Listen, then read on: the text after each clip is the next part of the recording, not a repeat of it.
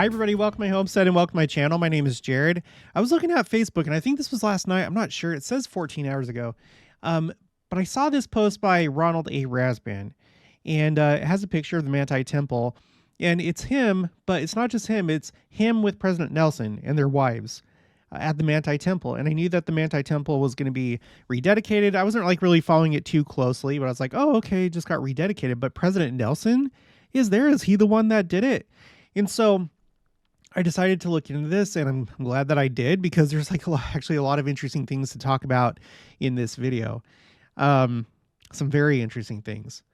But yeah, I was impressed to see President Nelson there because, as we all know, he's not doing so well. His talk for General Conference was a pre-recorded talk, and so I was just like, oh wow, he went to Manti for the rededication of the Manti Utah Temple. Now, as it turns out, excuse me, this is an article from April 9th of this year, Church News. Elder Rasband to rededicate Manti Utah Temple on April 21st. So that was the original plan. But then Church News, this is an article published yesterday. President Nelson, in a surprise appearance, rededicates historic Manti Utah Temple. So this was a surprise to everybody. He was the one that did it, which is interesting to me because we've talked about this before on the channel, but if we consult my spreadsheet that I put together called Timeline Temples, President Nelson has not dedicated or rededicated very many temples. The first one that he did dedicate was when President Monson was still alive and President Nelson was the president of the Quorum of the 12 Apostles. So back in August 21st of 2016, he dedicated, as president of the Quorum of the 12 Apostles, the Sapporo, Japan temple. And then the first temple that he dedicated as president of the church was the Concepcion, Chile temple. And we've talked about that before. And then he dedicated the Rome, Italy temple.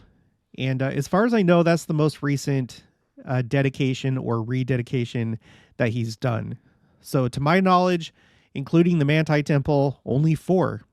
So that it really caught my attention. And then you'll notice, I'll just do a quick review. Before President Nelson, temple dedications, I'm not talking about rededications, temple dedications for the first time were only done by members of the First Presidency or the president of the Quorum of the 12 Apostles, like President Nelson that we just talked about, also Boyd K. Packer right here. So I have presidents of the church highlighted in these colors, and then if it's in white, it's a member of the First Presidency or the president of the Quorum of the 12 Apostles.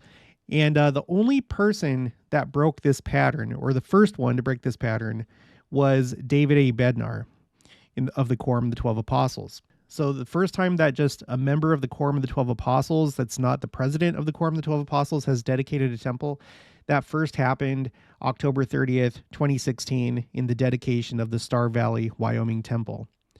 And then it continued with the pattern of members of the First Presidency or president of the Quorum of the 12 Apostles. But then, because of, I believe this is the reason why, because of the vast number of temples that have been announced, after President Nelson dedicated the Rome, Italy temple, it started going to other members of the Quorum of the 12, starting with Elder Renlund, and then Suarez, and then Bednar again, Anderson, Suarez, Rasband. And I think at this point, everyone has had a chance to dedicate a temple. And it has to be that way because look how many temples have been announced and are under construction. Like President Nelson in the First Presidency and President Holland can't be the only ones dedicating temples. So anyway, I found that interesting. Let's go back to the article.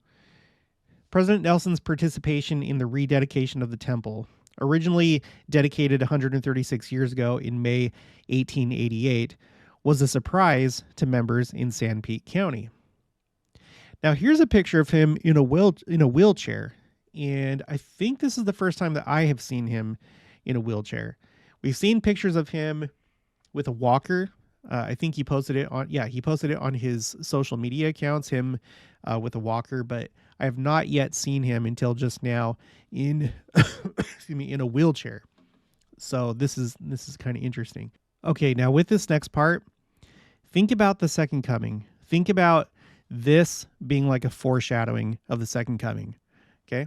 Elder Razban said after the rededication that one of the things he'll always remember was seeing the looks on people's faces when the prophet of God came in.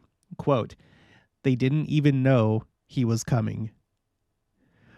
Wow. Isn't that fitting? And isn't that something that we should maybe take notice of? Because again, for those that are righteous, we're watching the signs of the times and we're recognizing that the time is drawing close. So it's not going to be as much of a surprise for us as it is for those that are not watching, right? And for the wicked as well. But, in this case, you had people that knew that there was going to be the dedication of the temple, and they thought that it was going to be Elder Razban. But, from their perspective at the last minute, it's like all of a sudden, oh, no, it's actually President Nelson. So I feel like there's a parallel there. We know that the second coming is getting close. It feels like everything's just like business as usual. But then one day, some big event, whether it's Adamondayaman or whatever, one of the appearances, one day I think that we're going to be startled. And I think it's going to be just like the Kirtland Temple when all of a sudden, just one day out of the blue, it's like, oh, the church just bought the Kirtland Temple. And we've been talking about it for, 3 years because the talks started back in 2021. So I like that. That's something to think about. All right, let's continue. Roots in Sanpete County. The Sanpete Valley is precious to both President and Sister Nelson. President Nelson's mother and father were born in the valley. His 4 grandparents and all 8 of his great-grandparents also knew this valley as their home. So I suppose that this is the reason why he wanted to rededicate the temple. Sister Nelson's Sister Nelson's great-great-grandfather worked on the circular staircases in the Manti Temple. He and his wife, both pioneers from Scotland, raised their 11 children in Manti. And there's President Nelson and Sister Nelson. I love them. Let's see. Later on, President Nelson now joins other leaders who have dedicated or rededicated the Manti Utah Temple. President Brigham Young dedicated the hill of the temple in 1877, the very year of his death. And by the way, that was the year that the St. George Utah Temple was dedicated. So he dedicated the hill. And then during the apostolic interregnum that followed the death of President John Taylor, President Wilford Woodruff dedicated the temple in a private service on May 17th, 1888.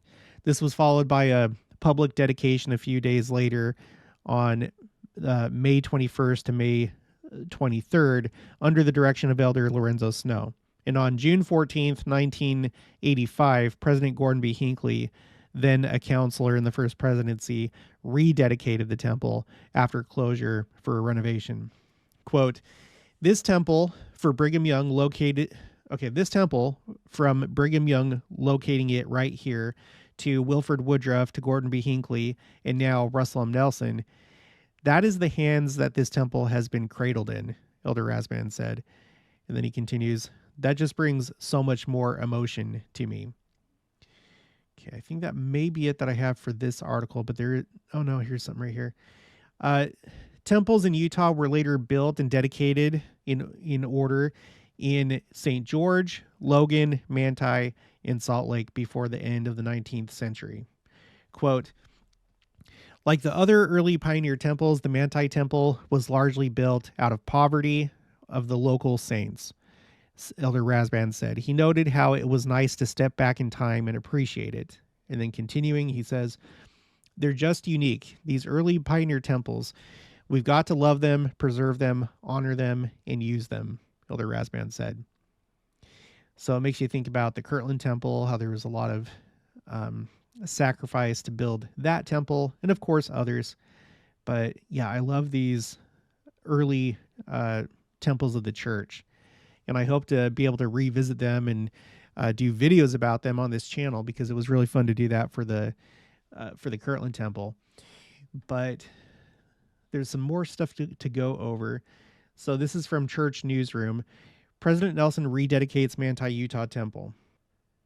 Okay, halfway down the article, this is a quote from Elder Razban. This sacred temple is particularly special to me because my family history is so closely connected to it. By divine design, the Manti Utah Temple is built on sacred land. Now, that's an interesting statement. And then continuing, and has been consecrated by those who for more than a century have faithfully made and kept sacred covenants. So without really elaborating, he says, by divine design, the Manti Utah Temple is built on sacred land. And we recently covered this actually in another video. So you can find this quote that I'm about to read on my quotes A through Z spreadsheet, currently on Road 121, Manti Utah Temple. I have two different quotes here. We're going to read this one from Warren S. Snow, who was a brigadier general in the Nauvoo Legion. And this can be found in the book called The Life of Heber C. Kimball, written by Orson F. Whitney. At 4 p.m. that day, President Brigham Young said, the temple should be built on Manti Stone Quarry. Early on the morning of April 25th, 1877, President Brigham Young asked Brother Warren S. Snow to go with him to the Temple Hill. Brother Snow says, quote, we two were alone. President Young took me to the spot where the temple was to stand. We went to the southeast corner, and President Young said, here is the spot where the prophet Moroni stood and dedicated this piece of land for a temple site. And that is the reason why the location is made here. That's the reason why, because Moroni dedicated that already when he was in mortality. And Brigham Young continues, and we can't move it from that spot. And if you and I are the only persons that come here at high noon today, we will dedicate this ground. So, and remember, we just read that that Brigham Young, he dedicated the hill. He didn't dedicate the temple, but he did dedicate the hill. So it was dedicated by Moroni, and that's why Brigham Young, I guess, rededicated that land.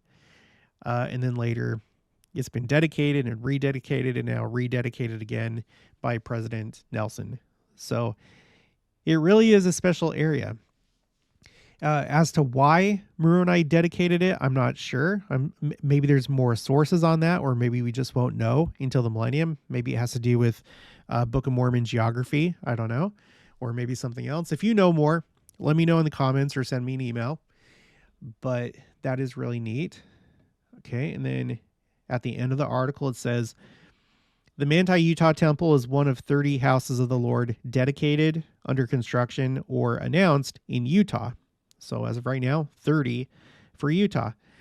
Other Utah temples include the Bountiful, which is where me and Jenica were married and sealed, Brigham City, Cedar City, Draper, Jordan River, Logan, Monticello, Mount Timpanogos, Ogden, Oquirrh Mountain, Orem, Payson, Provo City Center, Red Cliffs, Saratoga Springs, St. George, Taylorsville, and Vernal temples. Renovation continues on the historic Salt Lake Temple, and the Provo, Utah Temple will be rebuilt and renamed. It's going to be the, the Provo Rock Canyon? Is that right? The Provo Rock Canyon, Utah Temple? I think that's going to be its new name. Additional temples currently under construction in Utah include the Deseret Peak, Ephraim, Heber Valley, Linden, Smithfield, and Syracuse temples. 2 other temples have been announced in Lehi and West Jordan. There are 350 temples in operation, under construction, or announced around the world. Utah, the church's world headquarters, is home to nearly 2.2 million Latter-day Saints, or nearly 2/3 of the state's population, in more than 5,400 congregations. So yeah, Utah is still a stronghold. But it does seem like people are starting to kind of move out. We've seen a lot of people moving here to the Midwest, and I think that's by divine design and direction. Not everybody's supposed to come here, but I think a lot of people are. I wanted to look into really quick the other Pioneer era temples, because we know that the St. George Temple was renovated. Salt Lake is under renovation. Now the Manti Temple is done with its renovation, and it is also rededicated.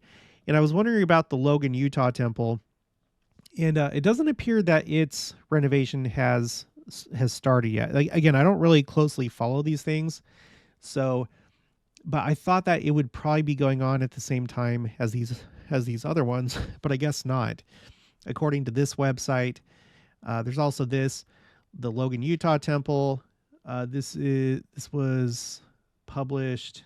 Well, it actually doesn't have a date when it was published, but toward the end here, it says April 7th, 2019. On April 7th, 2019, during April 2019 General Conference, President Russell M. Nelson announced that the Logan, Utah Temple and other Pioneer-era temples would be renovated in the coming years.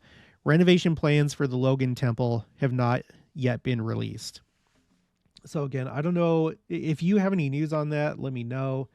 I'm not going to look into it too deeply, but at least according to this really good temple website, churchofjesuschristtemples.org, they keep on top of these things, and there's no news that I can see on here about that. Okay. And then lastly, I wanted to talk about, well, let's start to transition really quick to the Ephraim temple, because President Nelson was the one that announced that temple. He was also at the groundbreaking ceremony. The Ephraim temple, this one right here, this green one, because it's under construction. During President Nelson's presidency, it's the only one that was announced outside of General Conference. And what we're looking at here is the eclipse on October 14th of last year. This is the eclipse that took place 7 days after the war in Israel started. It's the eclipse that it wasn't a total solar eclipse. It was an annular solar eclipse, but there is a path of annularity.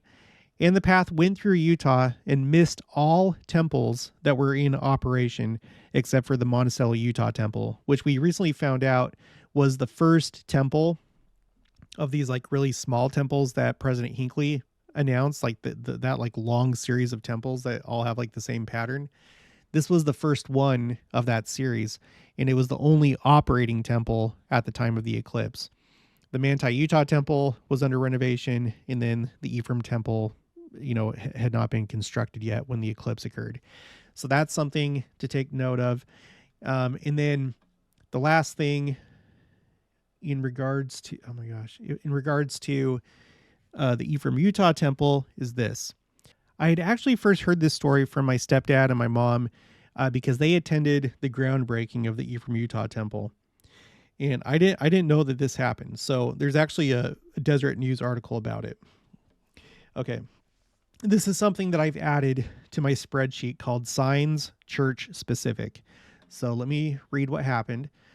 Ephraim, Utah, as President Russell M. Nelson concluded the prayer dedicating the site of the future Ephraim Utah Temple on Saturday, August 27th, rain began to fall.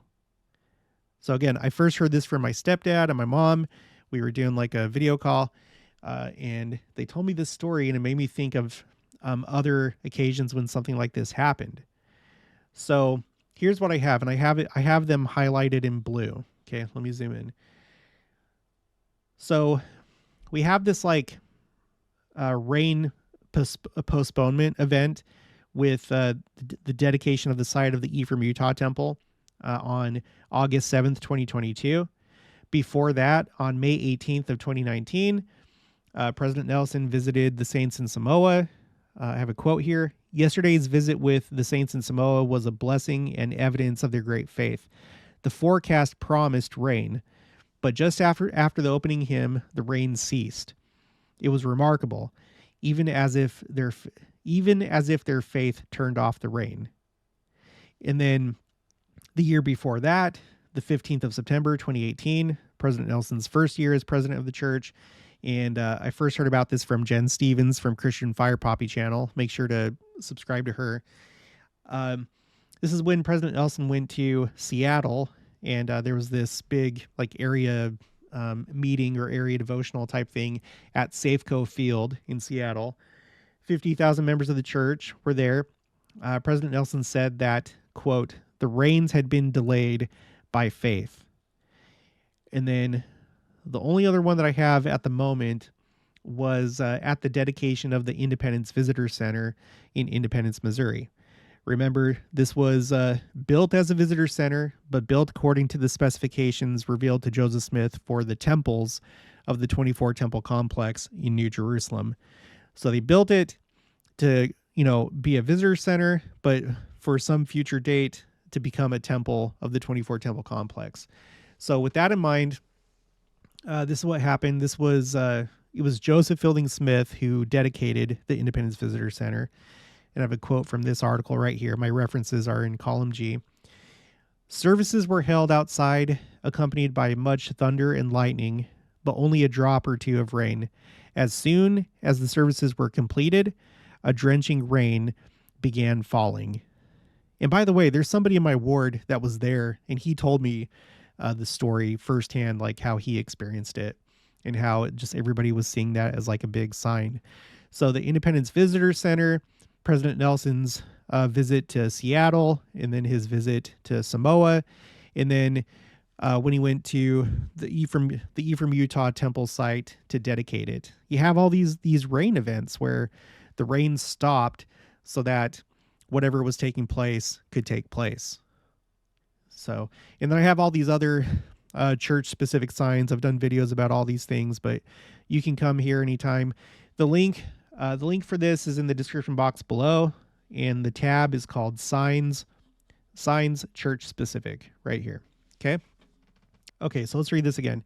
As President Russell M. Nelson concluded the prayer dedicating the site of the future Ephraim Utah Temple on Saturday, August 27th, rain began to fall after the dedicatory prayer. The rain continued as the leader of the Church of Jesus Christ of Latter-day Saints and others turned the soil. Jude Price, who has deep Sandpeat Valley family roots and is President Nelson's first cousin once removed, watched the rain and immediately claimed to know the source. As President Nelson left the groundbreaking ceremony, she yelled out to him, "These are the tears of joy of our ancestors," she said. Now look at this. Moments later, so first there was no rain during the prayer, and then it started to kind of rain as the groundbreaking was taking place, and then it says moments later the heavens opened and the sprinkles of rain became a downpour. President Nelson's participation in the groundbreaking ceremony was a surprise, right? Just like the Manti Temple rededication, people didn't know he was going to be there, which again, I think that we can think of this in terms of the second coming and, expecting that it's going to be business as usual. And then just one day something's going to happen and then Christ is going to be there. President Nelson's participation in the groundbreaking ceremony was a surprise to those gathered for the ceremony. In contrast to the pomp and circumstances that usually would greet a surprise guest of this stature, however, the prophet's arrival was met with reverence, sacred silence, and many tears. So, pretty incredible things. I love witnessing this. I love President Nelson being involved with the Ephraim Utah Temple and the Manti Temple, the history of the Manti Temple, and just all these things, these signs from the Lord in the rain and everything else. So, all right, that's going to be it for this one. If you haven't already, please make sure to subscribe, like this video if you liked it, leave your thoughts and opinions down in the comments below. Also, make sure to share it, and I'll talk to you guys later.